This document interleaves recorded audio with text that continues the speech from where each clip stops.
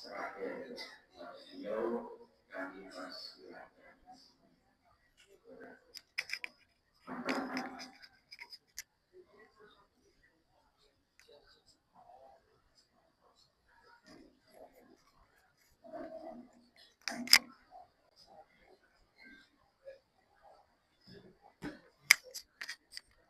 Sehingga dirugi, sehingga dirugi, sehingga calon.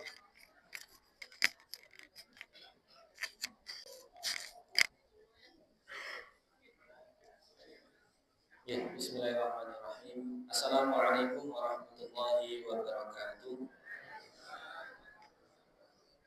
Alhamdulillah, alhamdulillahirabbil alamin. Alhamdulillahilladzi bi ni'matihi tatimmus shalihat. Wassalatu wassalamu ala sayyidina wa ala alihi wa ashabihi ahli fadhili wa karamat. Subhanaka la ilma lana illa ma 'allamtana innaka antal alimul hakim. Qala rabbi shrah li sadri wa yassir li amri wahlul 'uqdatam min lisani yafqahu qawli wa ba'd.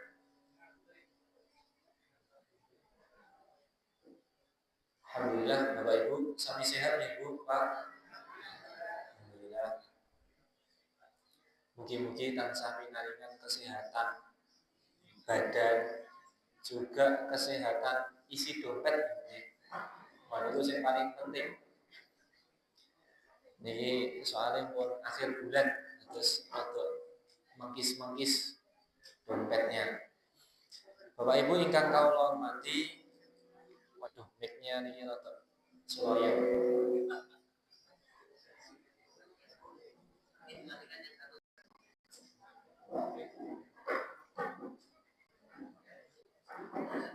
Cek. Iya. Bapak Ibu ingkang kawula hormati, alhamdulillah yang kami boleh mati malahan.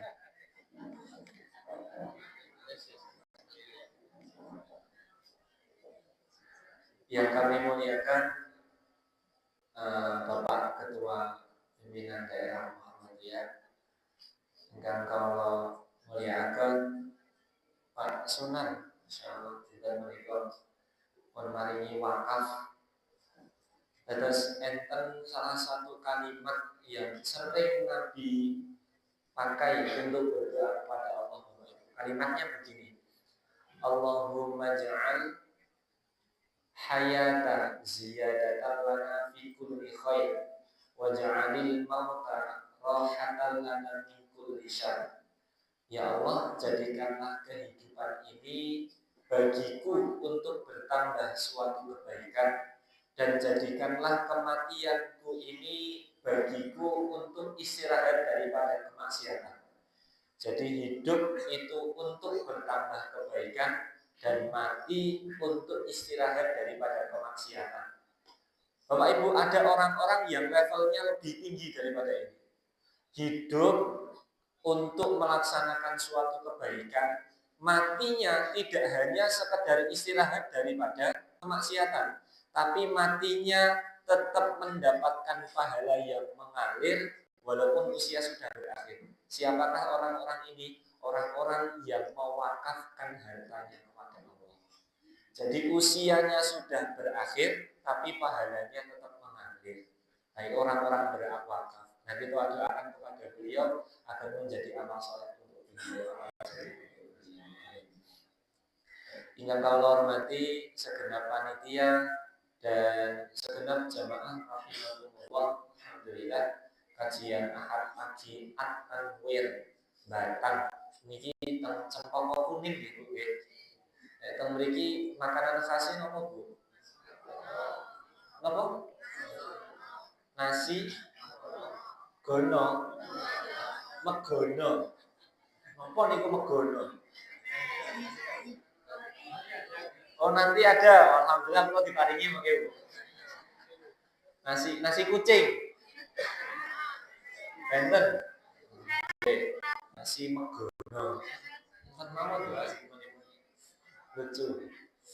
Nek teng mriki bahasanipun apa Bu? Ngapak napa Jawi? Jawi nggih, biasa nggih. Mboten ngapak. Niki daerahnya nggih dia niki cedak kali gunung. Turune Batang cedak kali pantai. Ya, cedak kali pantai, cedak kali gunung. Ya Bapak Ibu ingkang kula hormati, pertama sarang-sarang kula dherekaken menjagaken rasa syukur kehadirat Allah Subhanahu wa taala yang telah memberikan kepada kita nikmat kesempatan dilangkahkan kaki kita, digerakkan hati kita untuk senantiasa bisa memakmurkan masjid-masjid Allah, melaksanakan satu majelis ilmu. Bapak Ibu, semoga setiap upaya, setiap waktu, setiap tenaga yang habis untuk kegiatan amal soleh ini semuanya dicatat oleh Allah sebagai bentuk amal soleh kepada kita semuanya. Amin. Dan amal soleh ini menjadi pemberat timbangan kebaikan kita sehingga kita dimasukkan ke dalam surganya Allah Subhanahu wa taala. Salam bertambahkan salam semoga tetap tercurah limpahkan kepada Nabi Muhammad SAW. Semoga kita semua termasuk sebagai umatnya dan diberikan syafaat olehnya di yaumul akhir nanti. Amin.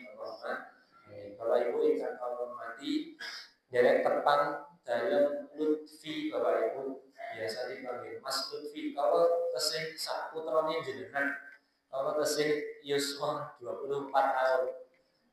Masih muda banget ya, saat cucunya jenengan.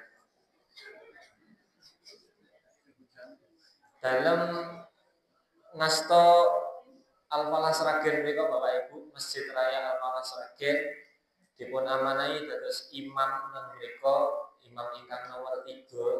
Tengah Al-Falah niku imamnya enten 6, Pak. Dados masjid yang agak besar, imamnya ada 6 dan sertifikasi semuanya hafidz Quran dan semuanya digaji. Jadi imam teng mriko semuanya digaji. Teng mriki enten imam sampun digaji, Pak. 2M, Mas. Matur nuwun, Mas, ngoten nggih. Oh, teng mriko gajine ageng, Bapak Ibu. Teng Al-Falah gajine ageng. Jenengan pengen ngertos napa mboten? Mungkin jangan pengen malah. Dan mereka imamnya gajinya 2 sampai 3 kali UMR Bapak Ibu. Wageng nggih. Teng Batang UMR-nya pinten Pak Bu? 2,7. Wageng mriki 2,7. Nek kali 3 berarti sekitar 7,5 juta. Wah, imam teng mriko gajine 7,5 juta. Oh, kata toh Bu? Kata, alhamdulillah. Teng mriko enten marbot masjidnya ya, ada sekitar 40 orang Bapak Ibu. Banyak pegawainya. Dan ini memang agak istimewa gitu Bapak Ibu. Teng mriko niku mboten enten pegawai masjid, marbot masjid, pengurus masjid yang usianya di atas 35. Teng mriko pun mboten enten. Terus di sana pengurus masjid itu wajib usia di bawah 35 tahun. Nek sampun 35 tahun ke atas sudah tidak boleh lagi menjadi pengurus takmir atau sudah dipensiunkan. Ngoten Pak. Luar biasa ya Pak. Bapak-bapak teng mriki ya suwun pinten Pak? Alhamdulillah dari wajahnya ini masih 25 tahun ya Pak. Luar biasa. Terus itu yang agak spesial di Al-Falah. Terus mereka memang seluruh pengurusnya anak-anak muda. Biasanya nek teng mesin kan pengurusnya pangapunten Pak Bu, tidak mengurangi rasa hormat saya kepada panjenengan. Pengurusnya biasanya S1, S2, S3 nih Pak. Sepuh, sampun sepuh, kalian sampun sepuh sangat. Enten S4 Pak, sampun sepuh sangat saestu.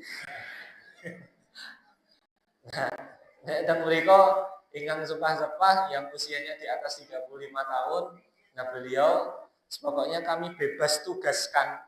Jadi beliau tinggal menikmati masa tuanya, tinggal sholat di masjid, di shop yang paling pertama, nanti kita layani, beliau tinggal duduk-duduk, tinggal ndonga lan mangestoni. Nanti urusan soto, urusan sego megono, itu semuanya anak-anak muda yang menyiapkan. Beliau tinggal duduk manis, pokoknya ndonga karo mangestoni.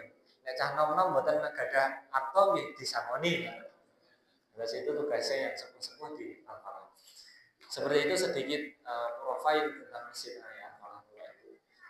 Insya Allah dengan menikah dalam akan banyak untuk menyampaikan tentang bagaimana cara untuk mengelola kemakmuran masjid yang Al-Falah ini. Sejarahnya dulu 2016 capaian infaknya di angka 7 juta per bulan, 1 bulan Bapak Ibu. Sekarang di tahun 2025 ini capaian infaknya 1 bulan sudah di angka 800 juta rupiah. Ini masjidnya Muhammadiyah.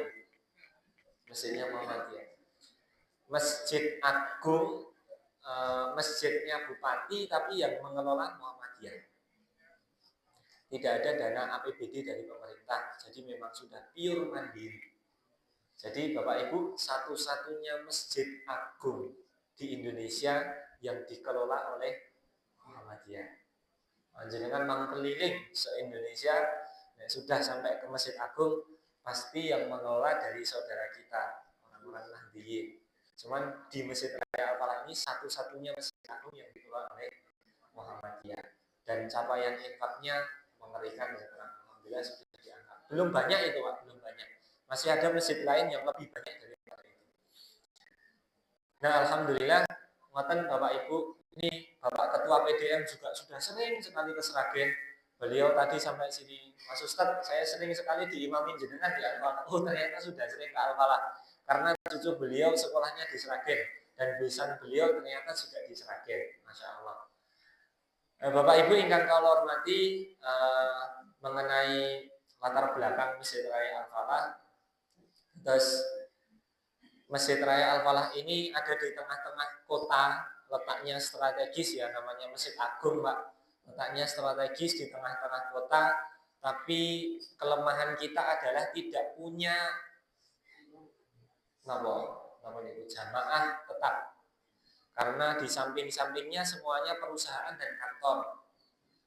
Depannya ada BRI, belakangnya ada stasiun PT KAI, di samping kanannya enten resto, di samping kirinya gereja. Jadi kalau Natalan ngeten iki di masjid rame, gerejane nggih rame. Napa mulai nek enten kajian Ahad pagi seperti ini, luar biasa. Tempuan biasanya Bapak Ibu.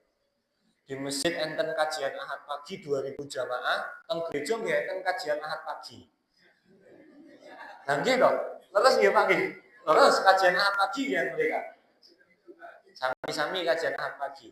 Lucunya Bapak Ibu, kita itu sering melaksanakan program kalau di bulan Januari dan Februari itu enten kegiatan program bazar durian. Tengah niku enten bazar durian. Terus kajian Ahad pagi ngeten iki di depannya itu enten pedagang-pedagang durian. Kita kumpulkan dan kita diskon harganya. Biasanya Pak 1 jam jualan durian di Al-Falah itu habisnya sekitar 5 ton. 1 jam TE 5 ton. Saking ramenya. Lah lucunya Bapak Ibu, di Al-Falah itu kan satu tembok dengan gereja.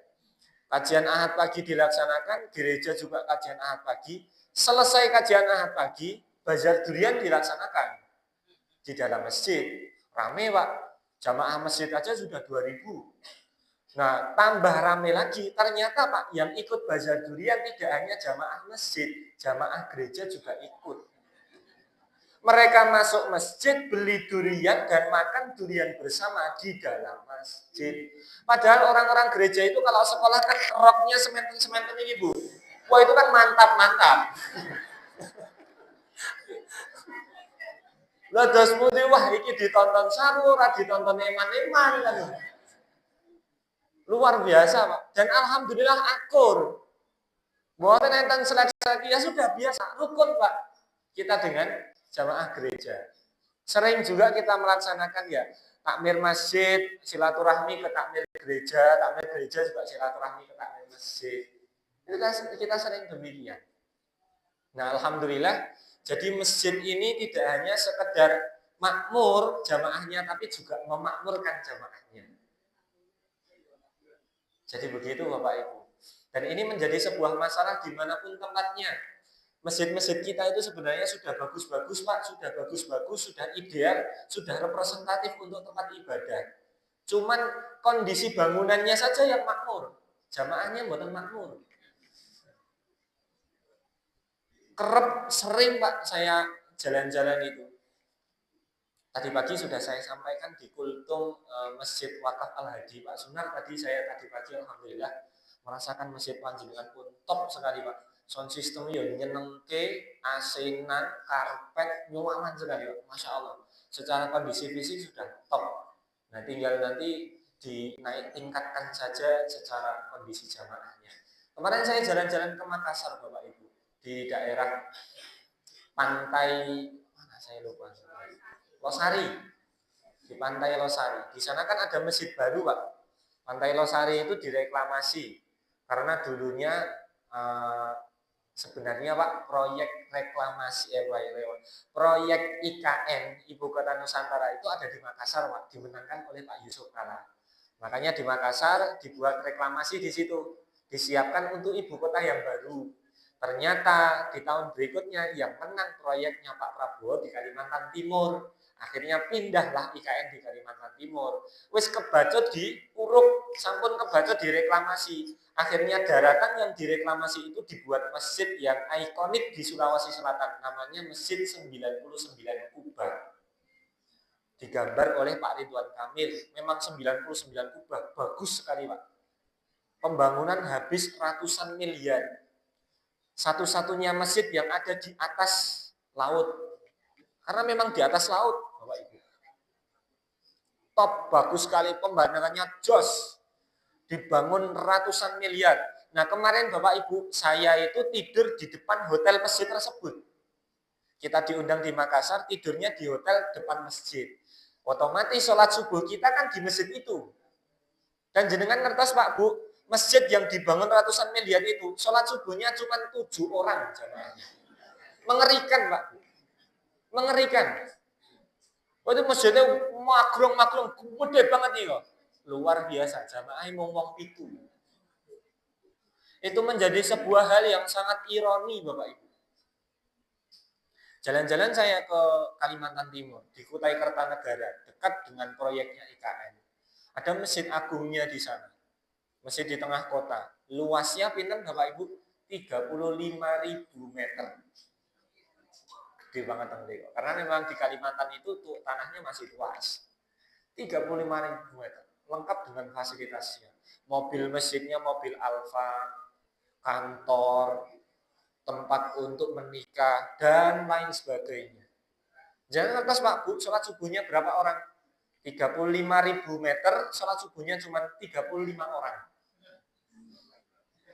Pas kan Pak? 1:1000 meter. Itu luar biasa. Dan kondisi masjid sekarang itu memang rata-rata begitu Bapak Ibu.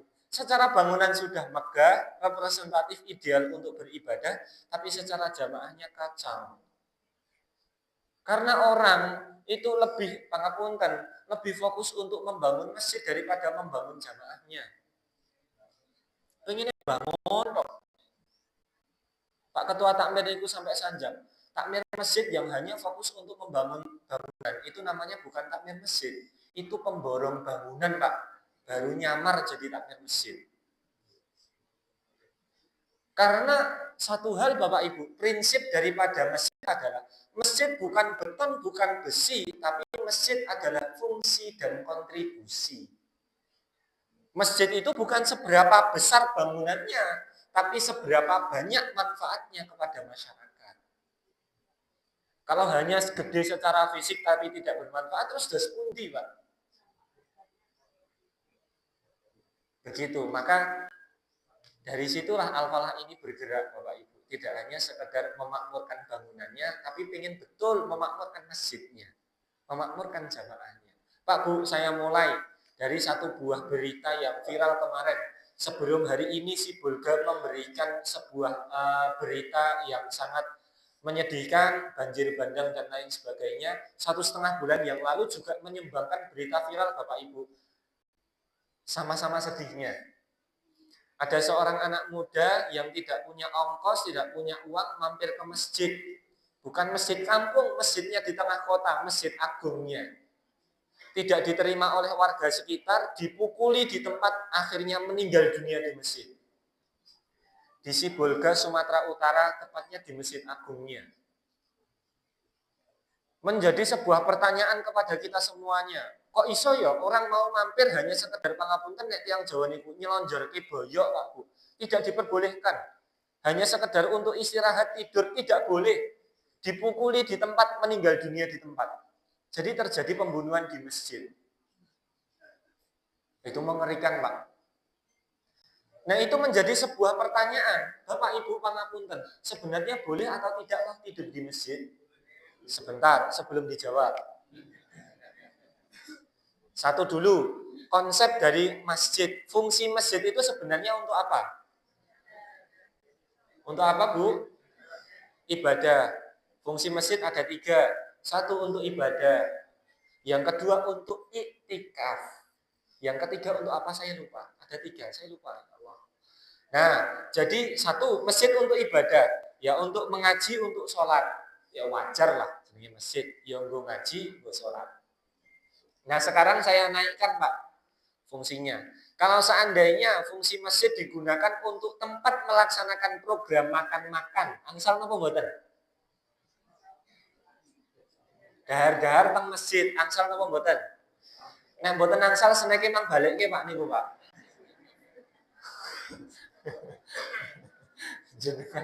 Kok kita ragu malah. Jadi itu menjadi sebuah pertanyaan. Boleh apa mboten? Makan di masjid. Di dalam masjid. Di dalam masjid. Angsal Pak. Asalkan jangan pas sholat. Oke. Asalkan jangan pas sholat. Ya gitu Bu, masuk maem pas sholat kan berarti sakit dan jenengan yuk.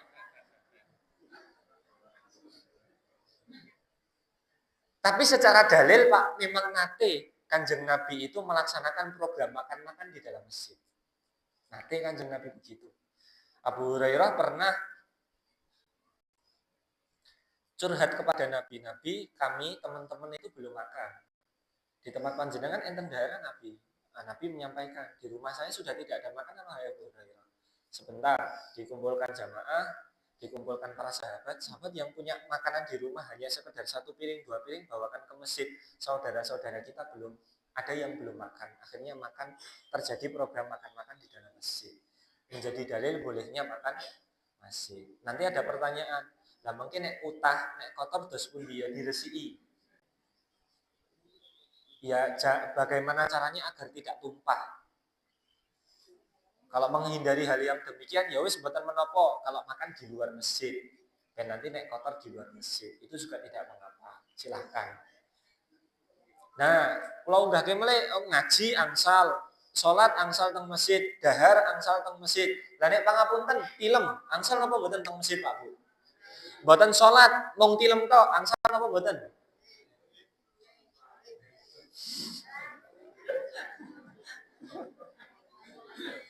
Terus pundi Bu? Angsal napa mboten? Boleh?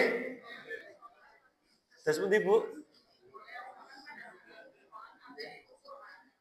Boleh asal pada saat azan ikut sholat. Oke. Boleh. Mungkin nek ngiler terus pundi? Gelap. Mboten saged karpet tok Bu. Cuci Mas. Dina-dina nek sing terus dicuci karo tiap dina Pak.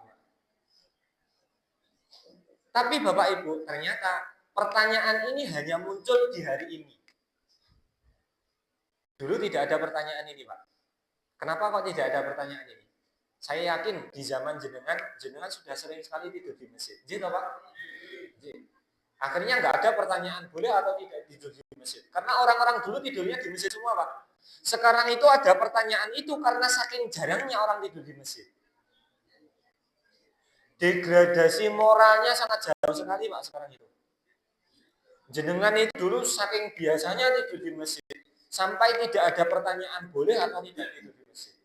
Nah sekarang itu saking jarangnya orang tidur di masjid. Akhirnya malah dipertanyakan. Itu orang turun di masjid. Nah, Bapak Ibu ingkang kula hormati, Nabi nate tidur di masjid. Tidak hanya Nabi, pernah satu ketika Nabi itu silaturahmi ke tempat putrinya. Sampai di rumah putrinya ditanya kepada putrinya, "Duk, di manakah anak dari pamanku? Wahai putriku, di manakah anak dari pamanku?" Orang Arab itu kalau tanya Pak Bu rodok bulet muter-muter. Nabi duwe paman namanya Abu Thalib. Abu Thalib punya anak namanya Ali bin Abu Thalib. Ali bin Abu Thalib niki sintene Fatimah Bapak Ibu. Suaminya Fatimah. Duk, di manakah anak dari pamanku? Nek tiang Jawa niku gampil. Duk, ning ndi bojomu? Niku kan kampung. Nah, orang-orang Arab itu biasanya memang begitu Pak, rodok bulet. Duk, di manakah anak dari pamanku? Nah, maka putrinya menjawab, "Wahai ayahanda, sebenarnya terjadi percekcokan antara aku dengan suamiku. Sampai dengan tadi pagi suamiku belum pulang ke rumah." Nabi memberikan perintah kepada para sahabat, "Wahai sahabat, tolong carikan Ali bin Abi Thalib untukku." Beberapa waktu kemudian sahabat melapor, "Nabi, kami sudah menemukan Ali bin Abi Thalib. Di manakah ia? Ia sedang tidur di masjid." Itu menjadi dalil bolehnya tidur di masjid. Dan yang kedua Pak, itu menjadi dalil orang-orang dulu itu kalau punya masalah, termasuk masalah bojo, percekcokan dalam rumah tangga, mereka mendinginkan pikiran di masjid.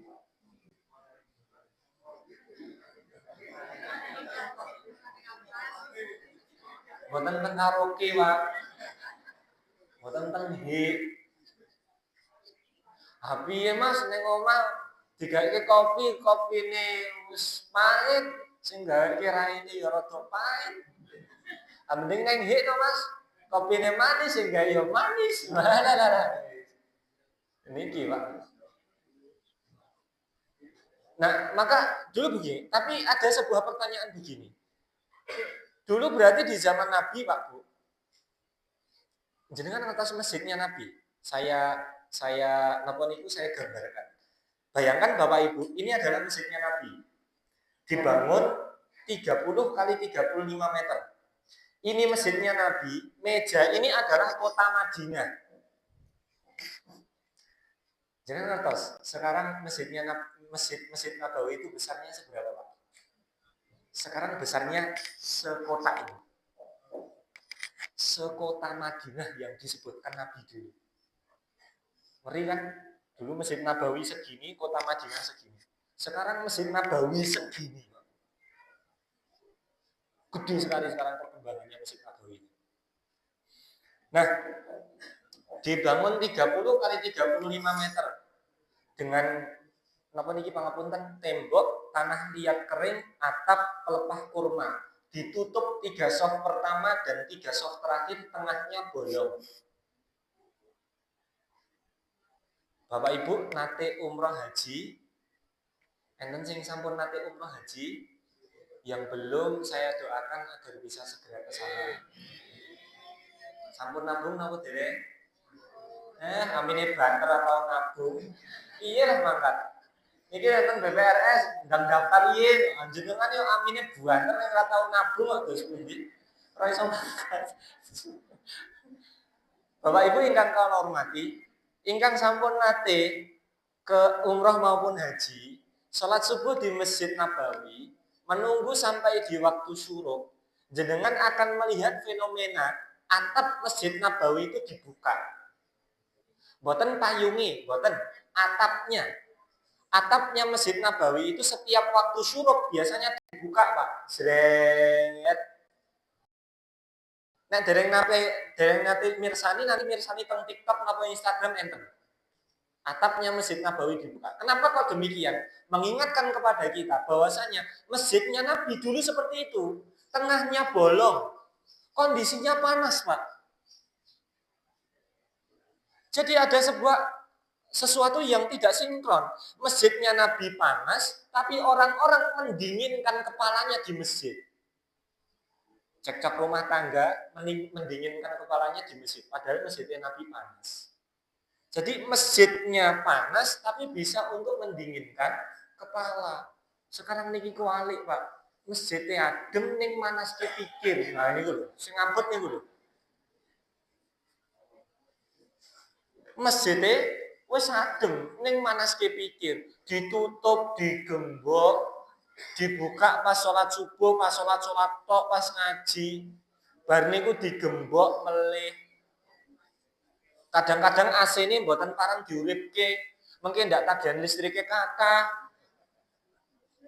Wis ngoyo-ngoyo ditutup dipasangi AC, bar niku AC-ne mboten parang diuripke. Oh, kadang-kadang tak mir ngoten niku. Masjidnya pun adem, Pak, tapi manas pikir. Termasuk tadi, anak muda mampir ke masjid malah dipukuli sampai meninggal dunia. Nah, itu kan bukti, Bapak Ibu. Ternyata masih demikian manajemen masjid di masjid-masjid Indonesia. Ini perlu menjadi perhatian khusus.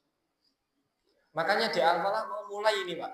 Masjidnya tidak hanya sekedar beton, besi, tapi memang betul-betul untuk jamaah. Jadi di sana duit infak itu tidak ada yang mendekam, Pak. Di dalam bendahara ini buat enten. Soalnya duit infak masuk, keluarkan lagi, masuk, keluarkan lagi. Entek ki. Bahkan sampai sekarang saldonya minus, tidak hanya 0. Saldonya minus. Mboten sing modal ditumpuk ngoten niku. Kadang-kadang nek duit infak niku pun mlebet teng bendahara niku kaya mlebet teng surga, Pak. Gampang mlebune angel metune.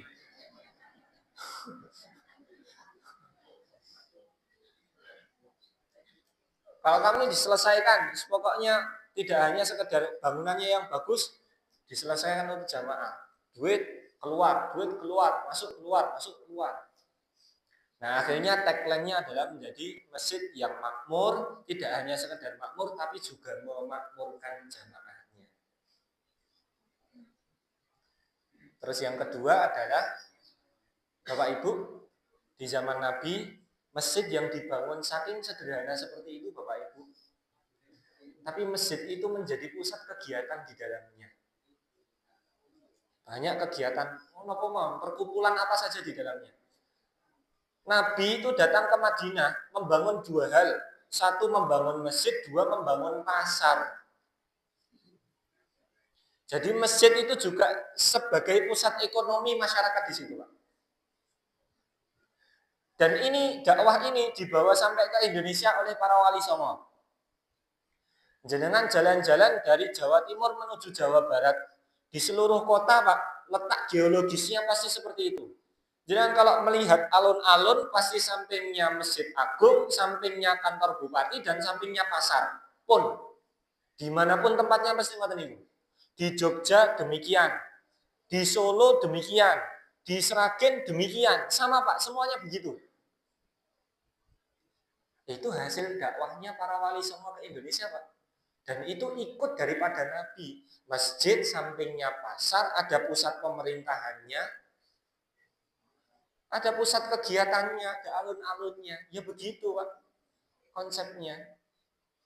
Jadi dari masjid ini nanti peradaban itu akan tumbuh. Dari masjid ini nanti umat akan bangkit.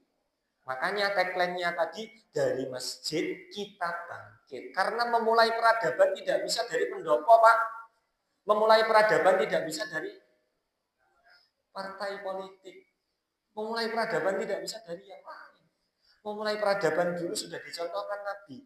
Mulai peradabannya dari masjid. Sinten Bapak Ibu jenengan, Nabi Ibrahim datang ke Mekah langsung mendirikan masjid. Nabi Muhammad mendirikan Masjid Nabawi. Sudah dicontohkan oleh para pendahulu-pendahulu kita. Salahuddin Al-Ayyubi membebaskan Palestina, dibangun masjid dulu. Muhammad Al-Fatih membebaskan Turki Utsmani, dibuat masjid terlebih dahulu. Sampai Indonesia merdeka, dibuat masjid Istiqlal, Pak. Itu kan masjid kemerdekaan. Dibuat masjid dulu, Pak. Wali Songo masuk kerajaan Demak. Kerajaannya belum ada, masjidnya sudah ada. Jadi peradaban itu mulai memang dari masjid. Tidak bisa tidak dari masjid. Allah berfirman, wa id ja'alnal baita matabatan linnasi wa amna. Di Quran surah Al-Baqarah ayat yang ke-125. Dan Allah jadikan masjid itu sebagai tempat kumpulnya manusia, maka batal linnas wa amna, dan diberikan keamanan di dalamnya. Maka barang siapa yang berkumpul di masjid, maka dia akan mendapatkan keamanan dari Allah Subhanahu wa taala. Dan ini Pak, saran-saran mari dimakmurkan masjidnya.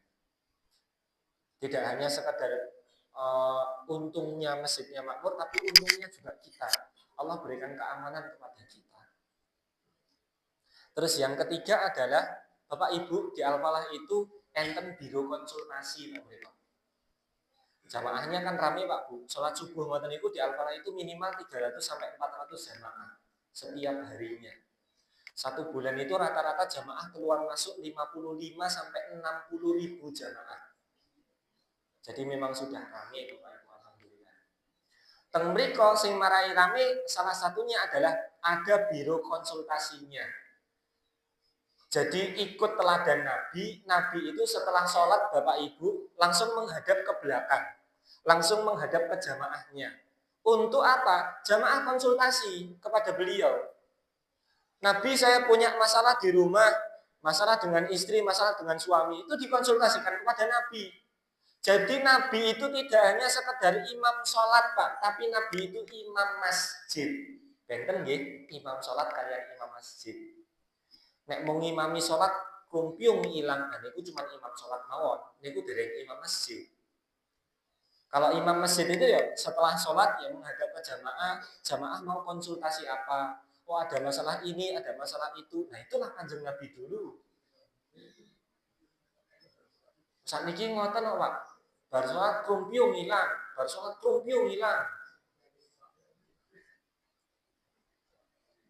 Di sana ada 4 bidang biro konsultasi yang kita layani kepada jamaah. 1, ada biro konsultasi utang piutang. Nah, ini yang paling kathah teng Al-Falah.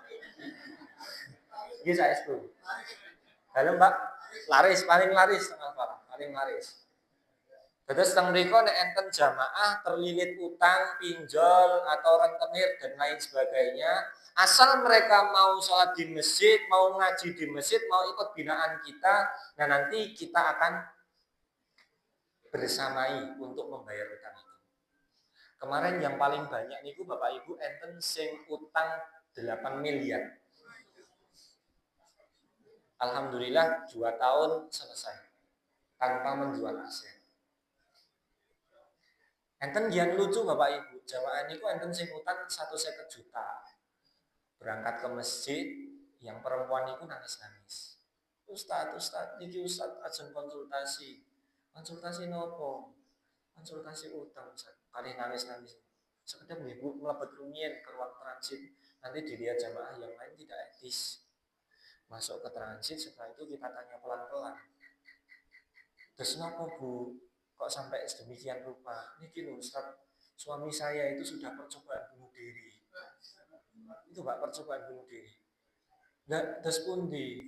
Kemarin itu suami itu beli tali saat di toko komplit, pun ditalek ketong Belanda, setelah itu gantung diri. Nah terus pundi? Gagal Ustaz. Nah kenapa kok gagal? Belanda itu jebol Ustaz.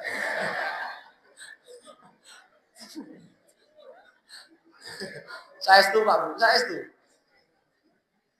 Lah terus nopo kok jebol? Suami saya bobotnya 150 kilo. Belanda itu mboten kuat Pak. Jebol. Bar jebol dirangkul kalian bojone digawa teng Al-Falah. Lucu kan Pak? Ya Allah kok iso. Lagi. Terus beliau itu nangis. Nah kita yang guyu Pak. Terus pundi ini. Pak panjenengan ini kok ngajeng bunuh diri anjing-anjing berat badannya dikurangi dulu.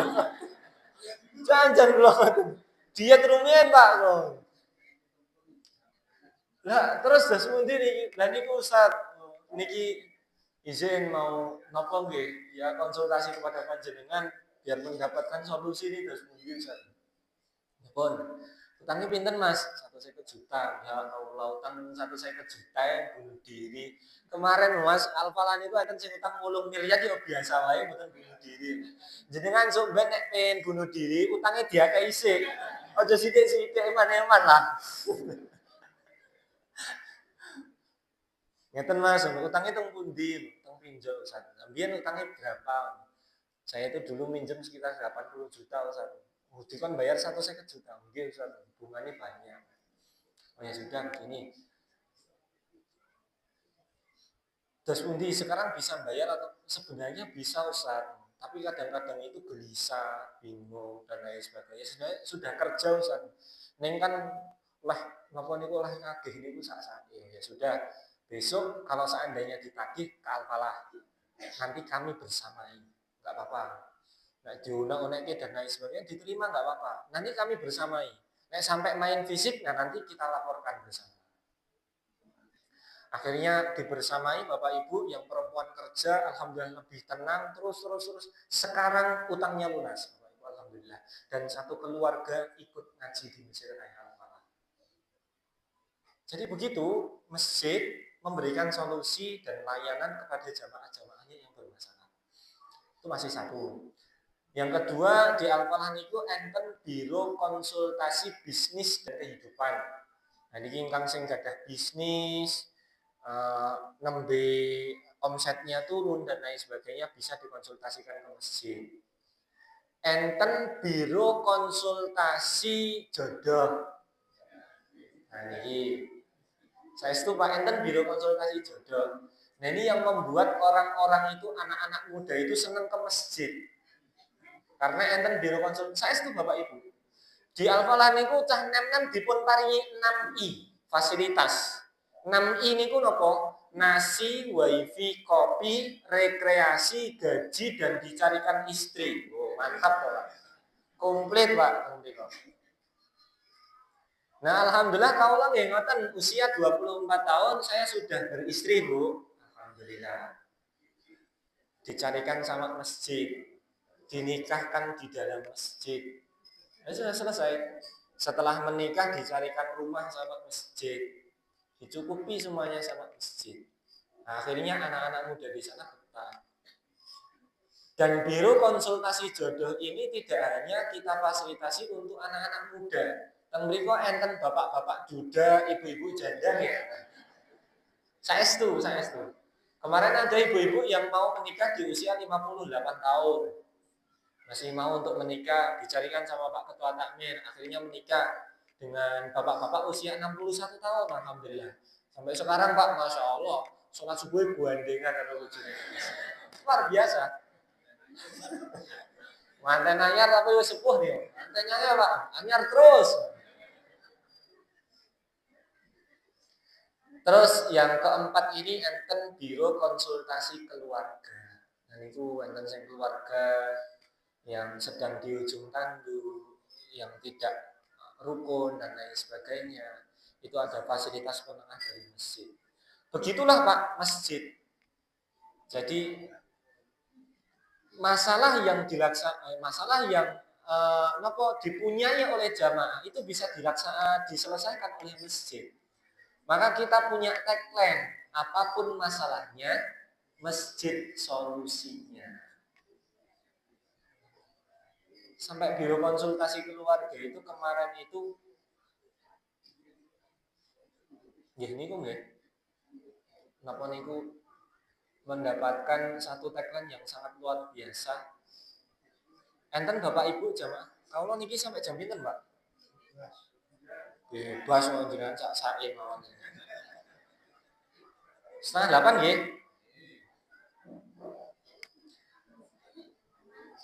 Bapak Ibu, enten jamaah jam 3 pagi itu sudah di masjid. Di Al-Falah niku enten fasilitas teh jahe gratis 24 jam. Siapapun boleh mengambil.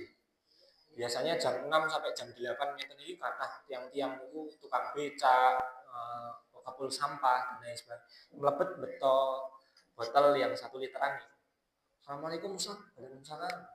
Izin Ustaz ngambil teh jahe. Nggih, monggo. Mlebet masjid, buatan sholat, buatan apa, mlebok ke teh jahe, dikuwabagi, rampung, terus pamit. Matur nuwun Ustaz, assalamualaikum. Dulu Pak gregetan Pak, iki wong ora tau salat kentek-kentek teh jahe. Gregetan kan Pak dulu Pak. Tapi ya sekarang sudah biasa. Oh iya sudah. Namanya duit infak tidak hanya sekedar untuk jamaah masjid saja, untuk semua orang boleh menikmatinya. Dulu Nabi Ibrahim juga pernah ditegur oleh Allah, Bapak Ibu. Ketika ada seorang Yahudi datang ke rumahnya minta makan, saya belum makan 3 hari, wahai Ibrahim. Saya baru dikasih makan 1 suap atau 2 suap atau 1 piring, monggo. Saya kasih 1 piring, cuman kamu harus beriman kepada Allah dulu. Balik kanan orang Yahudinya. Beberapa langkah kemudian Nabi Ibrahim ditegur oleh Allah. Hei Ibrahim, sombong sekali kamu. Hanya sekedar memberi makan 1 piring saja harus pakai syarat. Saya memberikan rezeki kepada siapapun itu tanpa syarat. Kenapa kamu memberikan 1 piring saja harus pakai syarat? Sombong sekali kamu. Yahudi ini dipanggil lagi. Yahudi, balik lagi. Setelah kasih makan ini. Loh, kenapa kok berubah pikiran? Diseneni kalau Gusti Allah. Terus kenapa kok diseneni Kanjeng Nabi? Ngukai sampean kok nggo syarat dan lain sebagainya. Kei wae rasa nggo syarat. Akhirnya Yahudi ini masuk Islam gara-gara itu. Kita nggak tahu hidayah itu datang dari mana. Siapa yang tahu hidayah datang dari teh jahe, Bapak Ibu, yang disajikan di situ. Ya sudah, orang datang silakan ambil. Kami doakan yang meminumnya diberikan hidayah oleh Allah. Barangkali sekarang belum sholat ke masjid, semoga besok juga mau sholat ke masjid. Nek mboten jenengan ya, putrane jenengan, cucune jenengan yang mau ke masjid. Begitu Bapak Ibu. Jamaah jam 3 pagi ke masjid. Mboten tumut sholat tahajud. Ngambil teh jahe, menikmati teh jahe, nek sholat subuh nembe tumut sholat subuh ke masjid. 3 hari berturut-turut ngoten niku, Pak. Kami sosial eksperimen, kita tanya Bu, jam 3 pagi, bibar napa niku jagratne sepeda motor niku. Akhirnya kita tanya, apa ngapunten, saya itu napa niku melihat panjenengan di sini 3 hari berturut-turut jam 3 pagi. Memarkir motornya, setelah itu menikmati jahe. Jenengan saking pundi, Pak? Saya dari Masaran, Mas. Masaran itu tebih, Pak. Nggih, Mas. 15 kilo sampai 20 kilo dari sini. Dan apa mboten enten masjid teng mriku ta, Pak? Kok sampai di Al-Falah?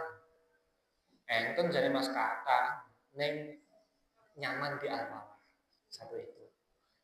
Yang kedua, Mas, pangapunten Mas, sebenarnya saya itu aku ki ning omah mung ngomong karo bojoku ae, Mas. Ngoten, Pak. Lah terus napa, Pak? Tahu digaweke kopi karo teh, ya wis aku makan nang Al-Falah enek sing gaweke teh jahe gratis ngene. Ngoten, Pak. Oh, akhirnya kita besok buat tagline masjid ramah cekcok rumah tangga. Sing gelet karo bojone ana masjid ae, ngoten, Pak. Dan alhamdulillah akhirnya viral. Jadi ramah untuk bapak-bapak, untuk ibu-ibu yang sedang tidak baik-baik saja keluarganya. Larinya ke masjid, Pak. Nah, nek masjid dilarang tidur di dalamnya, nah, nek masjidnya ditutup, digembok, nah terus mlayune teng pundi, Pak? Ya niku mlayune teng kafe, teng karaoke, ya itu akibat daripada masjid-masjid ditutup. Tutup, enten tulisan dilarang tidur di masjid, enten tulisan dilarang membawa HP, yang membawa HP harap dimatikan. Medeni lho, Pak, masa sing nggo HP dipateni? HP ini bro.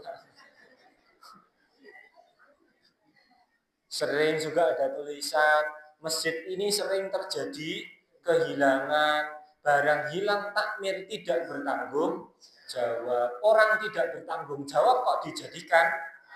Wah ini kan kewalik-walik, Pak. Kok iso wong gak tanggung jawab kok didadekake takmir? Lah hal-hal yang remeh seperti itu, Pak, kita buat di Al-Falah berbeda. Kalau ada orang nulis dilarang tidur di masjid, kita silahkan tidur di masjid.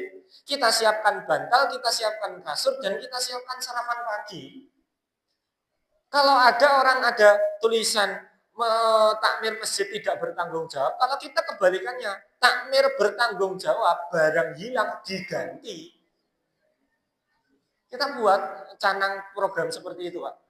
Tulisan gede, takmir bertanggung jawab, barang hilang diganti, ditempel di depan masjid, tulisannya gede, Pak. 1 hari setelahnya ada 2 sepeda motor hilang. Alhamdulillah. Alhamdulillah. Nah terus dos pundi? Ya diganti Pak, digentos. Belajar ke Masjid Darut Tauhid Bandung. Teng mriku enten tulisan, masjid ini dilihat oleh Allah, dicatat oleh malaikat dan direkam oleh CCTV. Kondur saking mriku langsung pasang CCTV. Ya begitu Pak.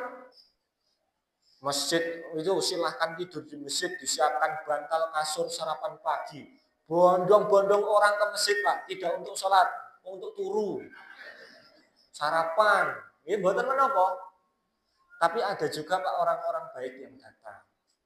Orang Sidoarjo datang Surabaya. Mas, jadi ini kene nek kasur. Nggih Bapak dos pundi? Ada yang bisa kami bantu Pak? Mau lihat kasurnya Mas, monggo dalam direkti. Nonton kasur, nangis Pak. Ya seperti beliau-beliau Pak Sunar seperti ini. Masjid kok sampai sebegitu luar biasanya. Mas, saya pemilik pabrik kasur di Sidoarjo. Saya tak mau wakaf 25 kasur hotel untuk Masjid Raya Al-Falah. Masya Allah Pak, datang orang-orang baik. Pangapunten Bapak, kasur hotelnya kami tolak. Loh kenapa Mas, orang wakaf kok nggak boleh? Mboten-mboten Pak, satu, jangan kasur hotel karena tempatnya tidak memadai. Dipan hotel itu besar, sementara tempatnya tidak terlalu besar. Yang kedua Pak, jangan kasur hotel, nanti jamaah nggak mau pulang.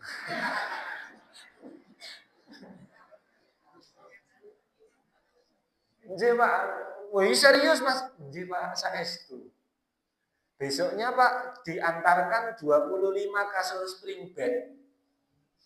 Kita pasang, setelah dipasang tenan Pak, enten jamaah mboten kundur itu 4 tahun. Jan, judek lho sampean. Wah, ditanglet panjenengan mboten kondur. Ah, piye Mas, nek omah turune ning kloso ning kene turune ning spring bed kok ngoten, Pak. Waduh, lho kebacut nih lho. Ya pun mboten menapa, Pak, yang penting dijaga kebersihannya dan ketertibannya. Alhamdulillah malah menjadi binaan kita sekarang. Begitulah masjid Bapak Ibu. Tidak hanya sekadar untuk tempat sholat dan tempat mengaji saja, tapi tempat untuk semuanya. Selesai sudah, masjid makmur memakmurkan, dari masjid kita bangkit, dan apapun masalahnya, masjid solusi. Kalau sudah demikian Pak, insya Allah peradaban akan muncul dari masjid.